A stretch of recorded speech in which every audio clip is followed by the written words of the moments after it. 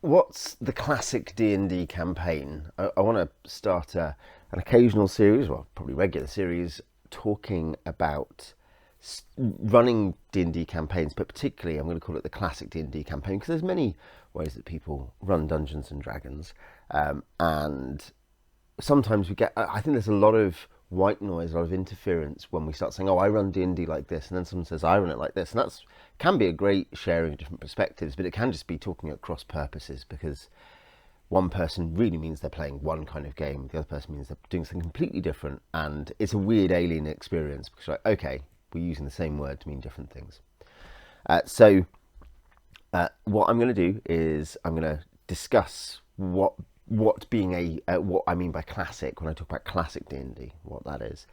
I'm going to distinguish the campaign as well from other forms of play, because basically, I think lots of people would love to have a campaign, and there are specific kinds of advice that apply to running a campaign rather than running a game or even an interconnected set of games. So we'll talk about that, and then I'm going to give three values, definitions, I guess, whatever, which are going to be the kind of basis of what makes a campaign a classic D&D campaign. Okay, we'll do that first. So classic D&D. This is a phrase you might not have heard even if you're really into D&D, but I draw it from two places, one of which is the Retired Adventurer blog, and one of which is the CAG, Classic Adventure Game podcast. And I'll quickly just sum up what's going on with those two and say why we're calling this classic. So, Six Cultures of Play is a really, I think, really useful article by the Retired Adventurer at retiredadventurer.blogspot.com. You can go and find it yourself. And basically, he's distinguishing, technically, in a sense, historical developments, six historical developments, and saying, oh, these are six cultures that have Stroopwafel, by the way. Six cultures that have emerged over time and helped define historical phases in D&D. However, they're also useful when we're thinking about ourselves, like I am this or that. And that's not to say we have to find one box for ourselves or anything like that, but it's useful when we're discussing with ourselves or with other people what we're doing. Terminology can be useful, can't it? Not as a way of excluding persons, but a way of excluding confusions, like things where someone else might be like, oh, so you're playing chess. Yeah, I've got these great little round things. They're chess pieces. I'm going to put them on the board. I'm going to have 12 more of those as well as 16 chess pieces. You can say, well, no, in the game we're playing today, we just have the 16 pieces and they have the particular powers that chess pieces have. It reduces confusions, it reduces mismatched expectations to be able to describe what you're doing. And the six cultures of play, basically the six cultures are classic, trad, Nordic LARP, story games, OSR, and OC/Neo trad. And obviously this is a lot of, a lot of stuff that's, may not mean much to some people, even if they read the article, might be like, okay, I've never actually seen that in practice. A big thing here is that when I use the word classic, it's interesting that Adventurer distinguishes it from OSR. This is all contendable, but the reason it can be distinguished is because the OSR is, one, a very broad term, and two, he gives it particular definitions, but two, has specific interests which may not really line very closely up with what the classic game wants. There might be coincidences, there might be things that are shared by many OSR creators which aren't shared by people who are really into the classic form. And also, because of that broadness of meaning of OSR, you've got people who've gone off to completely different things, which, so even if classic is a subtype, you'd have to say it needs to be distinguished. So classic is the only one I'm going to define for now. You can read the article for the rest. It's oriented around the linked progressive development of challenges and PC powers, with the rules existing to help those in keep them in rough proportion to one another and adjudicate the interactions of the two fairly.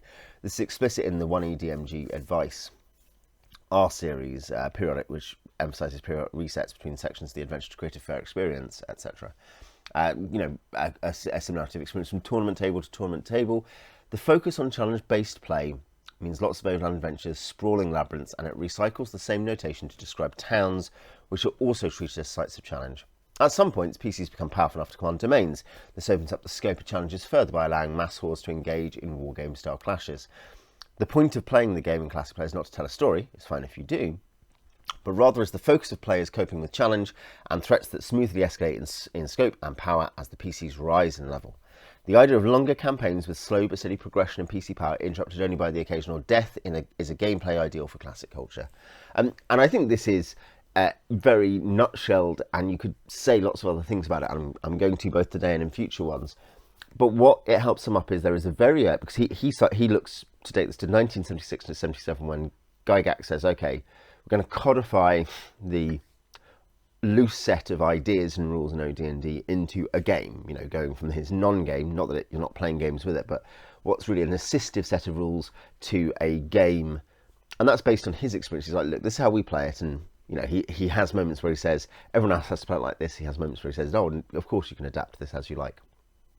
But the point is that he moves towards codifying a lot of the ways he played, and that creates this wider style of D&D, the classic style. The other place to look for the term classic is the Classic Adventure Game Podcast, CAG, which you can find online at all your local podcast dealers. Tell them I sent you. Here you're talking about a series of podcasts just saying, how does this aspect of the game work in what's basically classic play. And there's a good Discord. And I think a thing here is that you're talking about people who play this now, who really identify with this terminology, who use it, find it useful. Identify is maybe the wrong term, but they find it useful. And here there is, whereas for Retired Adventurer, it's descriptive and historical, for CAG, there's something dialectical. The idea that you're saying, okay, we need to be able to describe, when people say, you play old school D&D, so are you really into, I love these rules lights that are old school D&D, and you're like, okay, well, I'm playing a very different kind of much crunchier game. Or somebody says, old school D&D, yeah, I loved that Dead Gods from 2nd edition. I loved these epic storylines I used to play in the 90s, or my dad told me playing in the 90s, whatever, that kind of thing. The fact that person has, that would be very much a trad game by Retired Adventurers taxonomy. So the CAG podcast is partly being dialectical to say, look, no, enjoy your game. What I'm trying to describe as a fun way of playing the game, without admixture, is this classic style. And so you can look to that for a lot of sage advice on that. Street waffle. So yeah, you get the idea. These are sources for it. I want to apply this principle because I love the campaign. I love the idea of a long, open-ended, there's no set end to a story. You just play as long as you like. You can play for decades. And my oldest current game is 6 years old. I've got one that's 4 years old. This is something where I like long games where things develop and things organically change, and that sets a lot of value into that. And I apply this style of play to it. So we'll talk about this. It's worth now distinguishing. We've talked about what classic is. Let's distinguish what campaign is compared to adventure or short game or whatever. And even, I would say campaign is certainly contestable, because certainly I do not run campaigns that some people run. Some people say, look, I'm going to run a campaign. It will last about a year. We'll play every week. So with holidays, it's 48 sessions. We're going to play every week. And we're going to finish this story. It's going to be an amazing story. And, you're really going to enjoy it. And you're going to take this character from zero to hero, or you're going to, become you're going to get involved in the shadows over Bogenhafen and fight the Skaven, or the Chaos Cult or whatever else. You're going to do all these cool things in this story, and that's a campaign. Plainly, people use the term in that way, and I'm not disputing that. But what I'll say, what we can all agree campaign means, is a long interconnected set of sessions that isn't kind of we're playing for 3 weeks, isn't we are sort of we take ages to finish this short, this adventure, this kind of one adventure. We decided to play Lost Caverns of Sojcanth, and it took 8 weeks, which would be fine, whatever. That's not a campaign. That's just you've played an adventure. Going to a convention and playing a tournament module, that's an adventure. You could say, what about hanging out with your friends for a weekend and playing a lot of D&D that's connected? Is probably still not really a campaign that has campaign-like elements, because you may well advance your characters over that time. You might well have some bits of downtime and decision making, but it's very compact. It's like that was a cool experience. The campaign is something which is long running, potentially open ended, which is my preferred style, and which involves what we've heard in the article, this progression of the PC. It depends on the game. I'm talking about D&D, but in Traveller, the leveling up is basically incredibly long-term time sink skill acquisition, which is very minimal. Like there's no leveling up functionally, but there is buying. You're getting money, you're getting ships, you're getting power. That's it's all the all the kind of it's the magic item stuff basically in Traveller. Whereas in D&D you get a mixture of both. Not so much stat acquisition, but ability acquisition. Your Thacker goes up. Your saves improve, and potentially, if you're depending on the edition, your NWPs or whatever improve as well, and your ability to get spells improves. So as you level up, so yeah, the point is that there is a progression the character goes through, and a big thing here, and this is going to link into one of our pillars. But the point is here, the player's usually making decisions, right? A campaign that involves no player decision, it just is like, okay, next week, you finished the Tower of the Witch Lord. Now, next week you'll be fighting in the pits of, Zerbanana, and that's what we're doing. That's not really a campaign, as fun as it might be, and I think that's a kind of game that suits people sometimes. They're like, look, I just want to turn up and hang out for 2 hours, and we're just going to play a game. Roll the dice. Okay, I like tactical battles. I don't like deciding what we're doing. I don't really care. That's fine, and that's often a good game, but that's not a campaign in the way that I'm talking about, because the campaign is the both connected organic set of things, which also is based on the fact that everyone is participating in the shape of it. The DM is saying this is the world, this is what's happening, and the players are deciding what to do within the world. So that is, we've defined what classic means, the culture of play, Classic Adventure Podcasters as a good source, and we'd find that campaign is different to playing some connected games or hanging out, going to a tournament and play old-fashioned RPG tournament, playing a bunch of tournament rounds or whatever. It's not quite that. It's a longer time horizon, and it's much more based on a kind of collaborative decision making in the world. Now I'm going to just talk about 3 pillars of classic play, which are going to be relevant to the classic campaign. And I'm going to talk about, stuff like this in more detail over other episodes. But what I want to start with is just say, look, what's this mean in a nutshell in a campaign? So there's world first, player driven, challenge oriented. World first, player driven, challenge oriented. You could add a 4th, which is progressional, which is sort of really part of the definition of the term classic as well, is that there's a sense in which you are developing and building up your PC's achievements, powers, abilities, whatever it might be. But that's sort of, in a sense, that floats in amongst everything else. And in different games you might use for a classic. I'd say not all games are equally useful for a classic campaign of D&D or anything else. But, the point is that the obvious example is progressional in Traveller, which I think is a fairly classic game in lots of ways, or can be. Progression in Traveller is very different to progression in Advanced Dungeons and Dragons. They just value different things. The player, they value some similar things, but they value different things.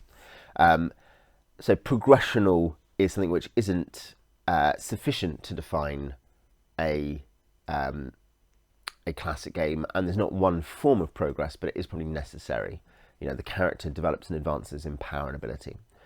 But the 3 core pillars are world first, player driven, challenge oriented.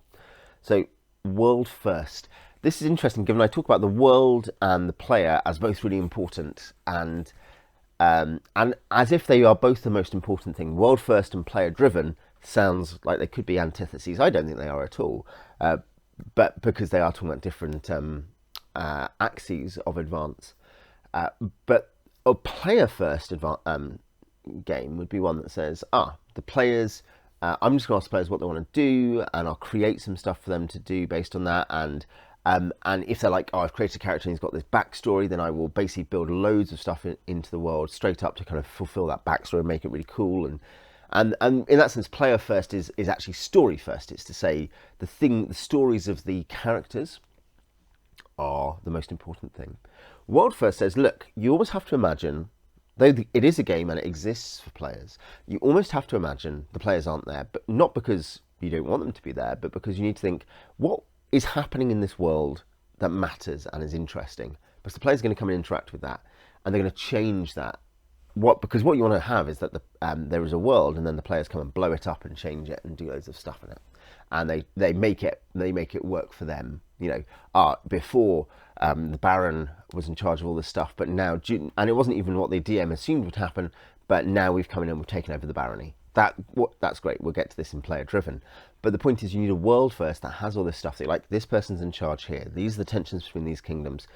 Over the first in-game year of the campaign, maybe tensions will rise between these nations and there'll be a war, and the players can make peace or they can influence it. We'll get to that, but the point is these connect. World first means there is a state that is separate from the players, and which has its own organic life, and which the players therefore can, though there's no such thing as the perfect true sandbox. By that I mean the thing where everything is detailed and you can, but there is such a thing as something where everything could be detailed and the DM is willing to say, look, you scratch the surface here, this is what's going on here, you want to go in this direction, there's stuff there. It's not like it's something where rather than the game only existing along the lines of the storyline, you have this whole world. The world is detailed, not the story.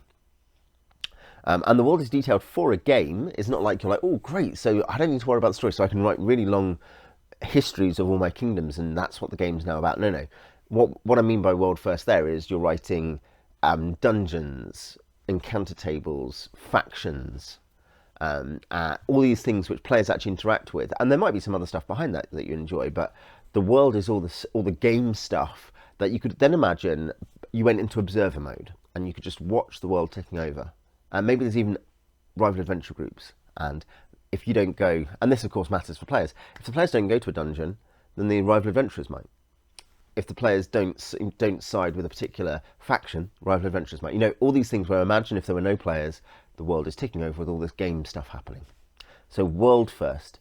You build the world first, you make a world that the players then come and ruin. So that's the second pillar, player driven. The idea here is that the players are going to decide what matters to them. Now, this is actually different again. Player first is in some ways often not player driven. It sounds contradictory. I know I'm being Chestertonian in my paradox here, but the player first campaign, because it sets up all these things that just need to happen, that the most important things, the players have kind of picked what's happening, but then it just unfolds and the players enjoy it and they make key decisions at key points based on the fact that they wrote up a backstory or whatever. Or they said, oh, I'd really like to fight some demons, and so you find a linear set of battles with demons. Great, they've made decisions in some ways, but in another way there's then very little decision once they're in the game. They've set it before the game. Player driven, so world first. You don't ask the players in that sense first. You create a world first, and then they come and blow it up. And the second is it's player driven in the sense that in the world, players decide what's happening. They don't decide everything. There are other people deciding stuff. We've already said that the world is independent of the players. But the players can say, I want to go and do this rather than this. That's a classic thing. And it's not necessarily necessary, but really the idea that there might be more than one thing to do, and players say, we think we can achieve this better than this. This sounds more interesting tonight than this. Our characters are better set up to do this than this. Whatever. They make decisions based on, we can do this versus this. They both make it in the dungeon. Okay, let's go deeper. I know, let's go up. But they also make it on the overworld. We're going to do this adventure rather than this adventure in terms of the rumours we have. We're going to side with this faction over this faction. We're going to help this sage rather than not help this sage, and hope that he'll be able to help us with the Illithids that we're fighting. So the idea is that the players are constantly making decisions which aren't trivial. They're not unimportant. They're not like, oh, okay, well, great. I'm glad you chose the red outfits over the green outfits. Anyway, now we're going to do the same adventure. This is, if you want the cliche in OSR game theory discussion, it's the Quantum Ogre problem. The Quantum Ogre is all about the fact the players don't have a decision. The Quantum Ogre is not world first because in the world, the point is that presumably there's all kinds of stuff that's going on and the players can go and see it. The Quantum Ogre is a refusal to have a world. The Quantum Ogre is also a refusal to let the players decide things. No, your decisions don't matter. In this, you need players to allow players to ruin stuff. And yeah, it can be tough and challenging, and particularly I think there's an experience thing where you're like, look, I'm stressed by the fact the players have done this because I don't have the experience to know what to do to fix it. By fix it, I mean give them alternatives. Just all the stuff I prepared is gone because they killed that character. There's a lesson there that probably you shouldn't have made the character so important, the NPC so important. But the point is that yes, we've all done that, right? We've all screwed up when we've lacked experience and we've left things fragile to player interference. Player driven means that the players shaping the world, becoming kings, becoming archmages, going to the planes and exploring the planes, and being like, today we'll go this way rather than this way. That's a massive thing, I think, in the classic adventure game, because the idea that, and then we've heard this, PCs become powerful after command domains. It's challenge based, which we'll get to in a second, but that means the PCs have to be able to pick their risks. It's not player driven if you force the same risk upon them. It's risky, but you've got to do it. You can't do anything else because you're not allowed to make decisions. Yeah, and you see that, I'd say, with the original Tomb of Horrors, and by that I mean the Greyhawk game version, not even the tournament version there, it is an ultimate thing for players who really want a massive challenge. There is an extra thing, a different choice. And of course, how are we going to fight the Temple of Elemental Evil? Well, we need to raise armies, we need to do this, we need to do that. Okay, I'm going to go and found a kingdom here, I'm going to go and do this. The fact that Greyhawk had this sense in which players did all this stuff and decided what was important, and we have that immortalized in the modules and on the map. So, world first, player driven. The final pillar is challenge oriented. I mentioned this a bit, but challenge oriented. So you can imagine a game that is world first. There's a really cool world. Player driven, players decide where they're going. But there's not really any challenge because it's not that kind of game. It's a game which is really, let's say, a visual novel. I'm thinking about, what's the difference between a video game and a visual novel? And I think challenge is the difference, right? I don't think that's controversial. I'm going to find people being like, no, actually, visual novel's the most challenging thing that I've ever done. But the point is that most of us can agree that that visual novels, might have decision that's really important. It might give you a wonderful world, and there is a parallel here, isn't there? But there's not really any challenge, because the challenge, in terms of by gameplay challenge, there might be challenge about deciding, what's the better decision here? What will please people? How will I save my friend? Which button do I click to do that? But there's no I need to learn this enemy's moveset, or I need to work out this map, which are really important skills in D&D. I'd say, classic D&D. So challenge oriented. The campaign is going to be challenge oriented.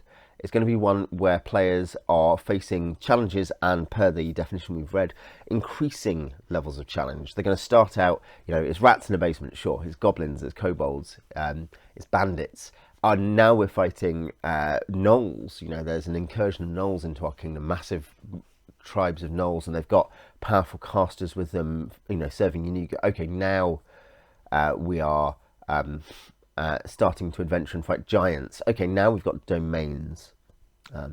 Part of it is this challenge where things are, and we've got to fight a war game element against some of our enemies. But the wizard's like, I don't have a domain, don't be stupid, I'm not going to do that. I'm going to research stuff instead, and I need to go and get key ingredients for what I'm researching. And so I've got to take risks to do that, or I've got to buy them. I've got to then spend a resource, and that's challenge orientation, by the way. Resource expenditure, resource control, resource management. So the classic D&D campaign, the classic D&D, say, is world first, player driven, challenge oriented. Now let's finish up by I've given examples of them, but just to slightly apply those to this idea of a long form campaign where you do stuff over many years of gameplay potentially. You have progressional characters. There's no end goal in sight. That's one thing. Player driven, by the way, means there's no end goal from the DM in sight. There's end goals from the players, perhaps. World first. The world first campaign then very quickly, is going to be one where, because the World First Adventure is one where there is just this environment the players come into. They're, G1, they're having a party, and that's the Steading of the Hill Giant Chief. There's they're having a party, you need to go and defeat them, but they're just having a party. That helps you at first, because while they're having a party, you can kill guards because they're asleep or drunk, but then next time they'll be alert. That's an organic behaviour of the world. First they're having a party, then they react to you. And then, there's their giant, and he's hanging out with the giant maidens. He's having fun. There's some young giants who are bouncing around on their beds. We go downstairs. There's orcs who are fighting a shadow war against rebel orcs against bugbear guards downstairs, and there's stone giants just building stuff. The stone giants don't do anything else. You can do stuff with them, but the point is they're just building some stuff because they've been hired to.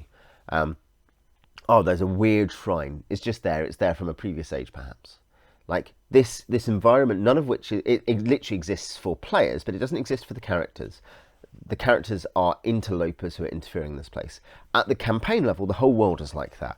Okay, so these are the factions. There's these kingdoms. There's the Great Kingdom. There's the kingdoms of Nyrond and Furiondi, and they're often rivals. And these are the current states. These are the rulers and what they care about. But the King of Furiondi's son has gone missing. And that has created real tension. If anyone could find him, that'd be really good. So that obviously does create a campaign thread, obviously. But so could something else. So could the border skirmishes on the border of the Great Kingdom, but further down on the coast there's lots of piracy down on the coast in the southwest. That's the thing, and these produce adventure seeds. In one area or in many, but the point is these are things you put down the map. They're just happening, and maybe they progress without the players. Therefore, not always. It might well be that there's no point in particularly investing time in progressing them, but it could be that if the players don't deal with something they know about that's going on somewhere else, it progresses and becomes more of an issue later.